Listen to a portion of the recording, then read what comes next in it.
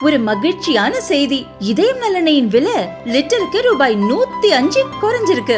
September 2023ல 1 litre இதயம் நலனையின் அதிகபட்ச விலை ரூபாய் 503. ஆனா இப்ப 1 லிட்டர் இதயம் நலனையின் விலை ரூபாய் 398 மட்டும்தான் தமிழ்நாட்டுல.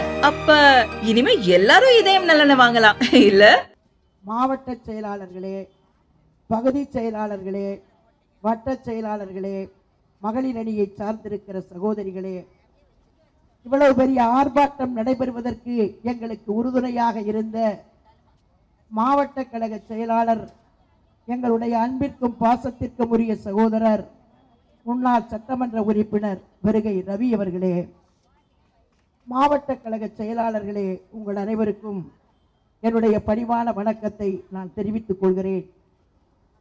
நேற்றைய முன்தினம் இரவு இது போன்ற ஒரு கண்டன ஆர்ப்பாட்டம் நடத்தப்பட வேண்டும் என்று நம்முடைய புரட்சி தமிழர் அண்ணன் எடப்பாடியார் அவர்கள் ஆணையிட்டு ஒரே நாளிலே இன்றைக்கு 1000 பெண்கள் நடந்து கொண்டிருக்கிற இந்த ஆட்சியை அகற்றுவதற்கு திரண்டிருக்கிறார்கள் என்று சொன்னால், இதுவே இந்த ஆட்சி அகற்றுவதற்குரிய அடிக்கல் நாட்டப்பட்டிருக்கிறது என்றுதான் சொல்ல வேண்டும். அண்ணன் எடப்பாடியார் அவர்கள் வெட்டி வா என்றால் வெட்டி கட்டி எடுத்து வரக்கூடிய கூட்டம் மகளிர் அணியை சார்ந்திருக்கிற கூட்டம். ஆகவேதான் இன்றைக்கு ஒரே இரவிலே இவ்வளவு பேர் திரண்டு வந்திருக்கிறீர்கள். உங்களுக்கெல்லாம் என்னுடைய மனமார்ந்த நன்றியை நான் தெரிவித்துக் கொள்கிறேன். இன்றைக்கு நம்முடைய தமிழ்நாட்டிலே அண்ணன் எடப்பாடியார் அவர்கள் ஒரு மிகப்பெரிய புரட்சியை கிளப்பி இருக்கிறார். நான் புரட்சி என்றால் ராணுவ புரட்சியை கேள்விப்பட்டிருக்கிறோம், மிகப்பெரிய போராட்ட களங்களை எல்லாம் கேள்விப்பட்டிருக்கிறோம், அதெல்லாம் வெளிநாட்டிலே நடந்திருக்கிறது. ஆனால் இன்றைக்கு நம்முடைய தமிழ்நாட்டிலே ஒரு மிகப்பெரிய புரட்சி ஆரம்பித்து வைத்திருக்கிறார் எங்கள் அண்ணன் எடப்பாடியார் என்று சொன்னால், அந்த புரட்சிக்கு பெயர்தான் யார் இந்த சார். யார் இந்த சார் என்பதுதான் அண்ணன் எடப்பாடியார் தொடங்கி வைத்திருக்கக்கூடிய இந்த புரட்சி. இந்த சார் யார் என்று அண்ணன் எடப்பாடியார் அவர்கள் சட்டமன்றத்திலே கேட்டார்கள், அறிக்கையிலே கேட்டார்கள். திமுகவின் ஸ்டாலின் மாடல் அரசுக்கு செவிடன் காதலை ஊதுற சங்கு மாதிரி கேட்கவே இல்லை. அண்ணன் எடப்பாடியார் அவர்கள் அண்ணா பல்கலைக்கழகத்திலே நடைபெற்ற ஒரு துயர சம்பவத்தை கண்டித்து புள்ளி விவரம் போட்டு சட்டமன்றத்திலே சொன்னார்கள்.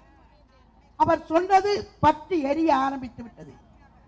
ஆனால் யார் அந்த சார் என்று கேட்டால், அவரை காப்பாற்றுவதற்கு திமுகவில் இருக்கிற எல்லா மந்திரியும் துள்ளி குதிச்சிட்டு இருக்கிறாங்க. அதுல ஒரு மந்திரி தான் உங்களுக்கு எல்லாம் தெரியவே தெரியாது. அந்த மந்திரி பேர் தான் சிவசங்கரன், போக்குவரத்து மந்திரி. அவர் சொல்லியிருக்கிறாரு, ரொம்ப அறிவாளி போல, பாலியல் பலாத்காரத்திற்கு சரணாலயம் எது என்று கேட்டால், குற்றவாளிகளை அடைக்கலம் கொடுக்கக்கூடிய சரணாலயம் அதிமுக என்று ஒரு மந்திரி பேசியிருக்கிறார். இன்னொரு மந்திரி ஆவுடையார் கோவிலில் நடைபெற்ற சம்பவத்துக்கு சப்பை கட்டி கொண்டிருக்கிறார். ஒவ்வொரு மந்திரியும் ஒவ்வொருவரை காப்பாற்றுவதற்கு முயற்சி எடுத்துக் கொண்டிருக்கிறார்கள். ஆனால் இந்த சிவசங்கர் மட்டுமே அதிமுக என்பது பாலியல் குற்றவாளிகளுக்கு சரணாலயம் என்று. நான் அந்த மானங்கெட்ட மந்திரி சிவசங்கருக்கு சொல்லிக் கொள்வேன், பாலியல் குற்றவாளிகளுக்கு சரணாலயம் அதிமுக இல்லை, அறிவாலயம் தான். அறிவாலயம் தான் திமுகவில் இருப்பவர்களுக்கு காப்பாற்றக்கூடிய சரணாலயம். அதிமுகவிலே ஒருவர் குற்றம் சாட்டப்பட்டார் என்று சொன்னாலேயே உடனே நடவடிக்கை எடுத்து விடுவார் அண்ணன் எடப்பாடியார் அவர்கள். ஒரு வட்ட செயலாளர் தவறு செய்திருக்கிறார் என்று செய்தி வந்தவுடன் அடுத்த நிமிடமே கட்சியை விட்டு நீக்கியவர் தான் எங்கள் அண்ணன் எடப்பாடியார். ஆனால் அண்ணா பல்கலைக்கழகத்திலே நடைபெற்ற அந்த துயர சம்பவத்திற்கு இதுவரை முதலமைச்சரே ஒத்துக்கொண்ட திமுக அனுதாபி மீது அந்த கட்சியின் சார்பிலே என்ன நடவடிக்கை எடுத்திருக்கிறீர்கள்? இதுவரைக்கும் அந்த யார் என்ற சார் என்று சொன்னதற்கு பதில் சொல்லி இருக்கிறீர்களா? இல்லை. ஆனால் 2 நாட்களுக்கு முன்னால் சட்டமன்றத்திலே ஒரு திமுக எம்எல்ஏ அண்ணா நகரிலே பிடிபட்ட கைது செய்யப்பட்ட ஒருவரின் படத்தை வைத்துக் கொண்டு இவர்தான் அந்த சார் என்று போட்டோ பிடித்து அண்ணன் எடப்பாடியார் படத்தை வைத்துக் கொண்டு சட்டமன்றத்திலே காட்டியிருக்கிறார்கள். நான் கேட்கிறேன், திமுக காரர்களை பார்த்து, எது யார் இந்த சார் என்கிற வழக்கு? இது அண்ணா பல்கலைக்கழக மாணவி வழக்கு. ஆனால் அது அண்ணா நகர் சிறுமி வழக்கு. இந்த 2 வழக்குக்கும் ஒரே சார் என்றால் நான் கேட்க விரும்புகிறேன், அவரையும் இந்த வழக்கிலே இணைத்திருக்கலாமே? ஏன் இணைக்கவில்லை? அவரையும் இந்த வழக்கிலே சார் என்று சொன்னால் ஏன் இணைக்கவில்லை? அந்த வழக்கு சரியாக வராது. இந்த வழக்கு வேறு, அந்த வழக்கு வேறு. அதைவிட மாண்புமிகு முதலமைச்சர் மு.க. ஸ்டாலின் அவர் சொல்லுகிறார், சட்டமன்றத்திலே உங்களுக்கு தெரிந்தால், யார் அந்த சார் என்று தெரிந்தால் எங்களுக்கு சொல்லுங்கள் என்று சொல்கிறார். நான் கேட்கிறேன் ஸ்டாலின் அவர்களை பார்த்து, யார் இந்த சார் என்று சொல்ல வேண்டும் என்றால் உனக்கு முதலமைச்சர் பதவி எதுக்கு? உனக்கு முதலமைச்சர் பதவி எதுக்கு? உன் பையனுக்கு துணை முதலமைச்சர் பதவி எதுக்கு? எல்லாத்தையும் ராஜினாமா பண்ணிட்டு வா, மக்கள் மத்தியில போ, மக்கள் வாக்களிப்பாங்க, அண்ணன் எடப்பாடியார் முதலமைச்சராக வருவார். இதே காவல்துறையை வைத்துக் கொண்டு யார் அந்த சார் என்பதை நாங்கள் கண்டுபிடிக்கிறோம். எங்கள் அண்ணன் கண்டுபிடிப்பார், எங்கள் அண்ணன் எடப்பாடியார் கண்டுபிடிப்பார். பதவி விலகு, ஆட்சிக்கு வருவார் அண்ணன். இதே காவல்துறை, நீங்க வச்சிருக்கிற இந்த காவல்துறை வைத்துக் கொண்டு அண்ணன் எடப்பாடியார் யார் அந்த சார் என்பதை கண்டுபிடித்து தீருவார். உங்களுக்கு கண்டுபிடிக்க துப்பில்லை. ஆனால் இந்த போக்குவரத்து மந்திரி, மானங்கெட்ட மந்திரி, ஆளை பார்த்தாலேயே எரும மாடு மாதிரி இருப்பான் அந்த ஆளு. ஆளை பார்த்தாலேயே நான் சொல்லல, அந்த ஊர்ல போய் விசாரிச்சா சொல்றாங்க, எப்ப யார் மந்திரி கேட்டா ஒரு எரும மாடு மாதிரி ஒருத்தன் போறானே அவன் தான் மந்திரின்றாங்க. அந்த அளவுக்கு அவர் மேல மக்கள் பாசம் வச்சிருக்கிறாங்க. அது மட்டும் இல்ல, அவர் சொல்றாரு, நான் கேட்கிறேன், சரணாலயம், பாலியல் குற்றவாளிகளுக்கு சரணாலயம் அண்ணா திமுக என்று சொன்னார். நாங்க உங்களை பார்த்து இதுவரைக்கும் விட்டு வச்சிருக்கிறோம். ஏன்னா இந்த அண்ணா திமுக என்ற கட்சிக்கு தலைவர் புரட்சி தலைவர் எம்ஜிஆர், பெண்களை தெய்வமா நினைக்கிறவர். புரட்சி தலைவி அம்மா இந்த கட்சிக்கே தலைவர், ஒரு பெண் தலைவர் எங்கள் அம்மா. அது மட்டும் இல்ல, அந்த எடப்பாடியார் அவர்கள் பெண்களை தெய்வமாக மதிப்பவர், பெண்களை தெய்வமாக மதிப்பவர். ஆக எங்க கட்சியில இவ்வளவு பெண்கள் இருந்தால் நான் கேட்கிறேன், எங்களை கேவலப்படுத்துற மாதிரி பாலியல் குற்றவாளிகளுக்கு சரணாலயம்னா இவ்வளவு பெண்கள் வந்திருக்கிறோம், இவ்வளவு பெண்கள், நாங்கள்லாம் இந்த சரணாலயத்தில் இருக்கோமா? யாரை கேவலப்படுத்துறது? இந்த பெண்களையா? ஆண்களும் இருக்கிறார்கள், பெண்களும் இருக்கிறார்கள். உங்க கட்சியில வேணா இருக்கலாம். பாலியல் குற்றவாளிகளுக்கு சரணாலயம் ஏன்னா எங்க அம்மாவை நாங்க தலைவராக ஏத்துட்டு இருக்கிறோம்.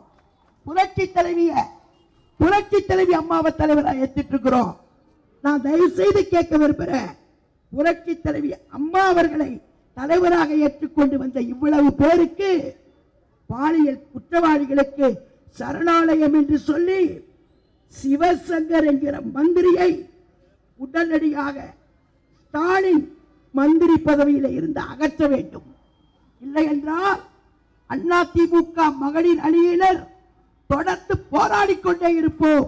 அண்ணன் எடப்பாடியாரின் ஆணையை கேட்டு இந்த பெண்களை பார்த்து, இந்த கட்சியில இருக்கிற பெண்களை பார்த்து, ஆண்களை பார்த்து சரணாலயம் என்று சொன்னால் என்ன அர்த்தம்? எங்கள் கட்சி அப்படி கட்சியா? புரட்சி தலைவர் எம்ஜிஆர் அவர்கள் மக்கள் சக்தியோடு வளர்த்தவர். புரட்சி தலைவி அம்மா அவர்கள் மக்கள் செல்வாக்கோடு வளர்த்தவர். எதுக்கு சரணாலயம் சொன்ன? எங்கள் அண்ணன் எடப்பாடியார் புள்ளி விவரத்தோடு சொன்னார், தேதி வாரியாக சொன்னார். எதை சொன்னாலும் உடனே சொல்றானுங்க பொள்ளாச்சி பொள்ளாச்சி பொள்ளாச்சி சொல்றானுங்க. பொள்ளாச்சி சொன்னாலேயே அண்ணன் எடப்பாடியார் பயந்தாரா? உடனடியாக சிபிஐ விசாரணைக்கு உத்தரவிட்டார் அண்ணன் எடப்பாடியார். நீங்க எப்ப குரல் கொடுத்தீங்க? பொள்ளாச்சி சம்பவம் முடிஞ்சு 18 நாள் கழித்து தான் ஸ்டாலினுடைய தங்கை கனிமொழி போய் பொள்ளாச்சியிலே பேசுகிறார்.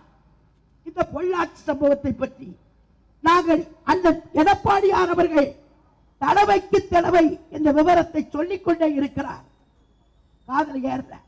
ஆனால் இந்த சிவசங்கர் என்கிற எரும மாடு அவலமா கேவலமா அரசியல் செய்வதற்காக ரொம்ப கேவலமான பிழைப்பு நடத்துகிறார் எடப்பாடியார். ரொம்ப கேவலமான அரசியல் செய்கிறார். இதெல்லாம் சொல்லிட்டு இருக்கிறார் சிவசங்கர். நான் கேட்கிறேன், கேவலமான அரசியல் யார் செய்யும்? எங்கள் அண்ணன் எடப்பாடியாரா? மானங்கட்ட மந்திரியே, நான் உன்னை பார்த்து கேட்கிறேன், கேவலமான அரசியல் மேடையிலே பேசுவது கேவலமா? சட்டமன்றத்திலே பேசுவது கேவலமா? பொதுக்கூட்டத்திலே பேசுவது கேவலமா? அறிக்கை விடுவது கேவலமா? இல்ல. ஆனால் ரொம்ப நாகரிகமாக பேசுபவர் தான் அண்ணன் எடப்பாடியார். ஆனால் அவல அரசியல், அரசியல் கேவல அரசியல் நடத்துவது மு.க. ஸ்டாலின் தான். சட்டசபையில சட்டையை கிழிச்சுக்கிட்டு பட்டனை புச்சுக்கிட்டு ரோட்ல போய் உட்கார்ந்துக்கிட்டு மலிவான அரசியல் செய்தது மு.க. ஸ்டாலினே தவிர அண்ணன் எடப்பாடியார் இல்ல.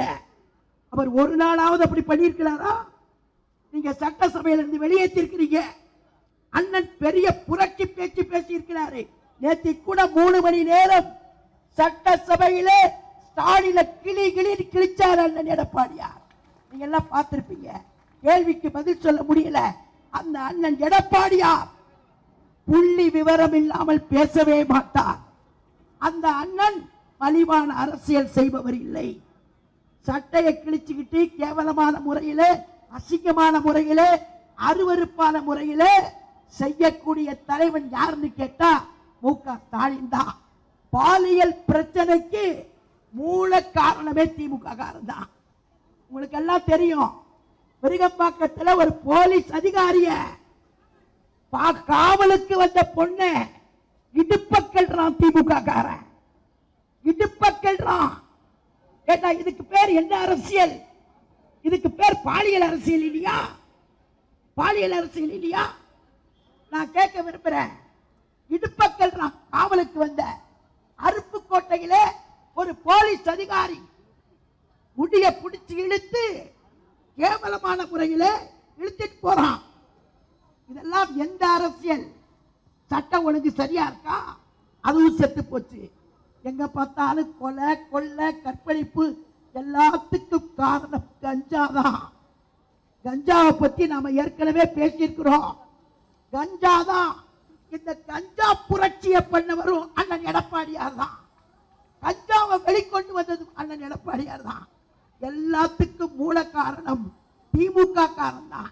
அவங்களை எல்லாம் கண்டிப்பதற்காகத்தான் இன்றைக்கு இந்த கண்டன ஆர்ப்பாட்டத்தையே நாம் நடத்தி கொண்டிருக்கிறோம். நான் இங்க இருக்கிற தாய்மார்களை பார்த்து பணிவோடு கேட்டுக்கொள்கிறேன். நீங்கள் எல்லாருமே அண்ணன் எடப்பாடியார் அவர்கள் தமிழ்நாட்டினுடைய முதலமைச்சராக வந்தால்தான் பெண்களுக்கே விடிவு பிறக்கும், பெண்களுக்கே பாதுகாப்பு கிடைக்கும், பெண்கள் சுதந்திரமா போவாங்க. அண்ணன் 4.5 வருஷம் இருந்தாரு. அண்ணன் எடப்பாடியார் 4.5 வருஷம் இருந்தாரு. அம்மா இருந்தாங்க. இப்படி கேவலமான சம்பவங்கள் நடந்ததா? உங்க பிள்ளைங்க பள்ளிக்கூடத்துக்கு போகணும், உங்க பொண்ணு வேலைக்கு போகணும், நீங்க எல்லாம் பாதுகாப்பா இருக்கணும்னா அண்ணன் எடப்பாடியார் தமிழ்நாட்டினுடைய முதலமைச்சராக வர வேண்டும் வர வேண்டும். அதற்கு இங்க வந்திருக்கக்கூடிய அனைவருமே ஒற்றுமையாக பாடுபட வேண்டும்.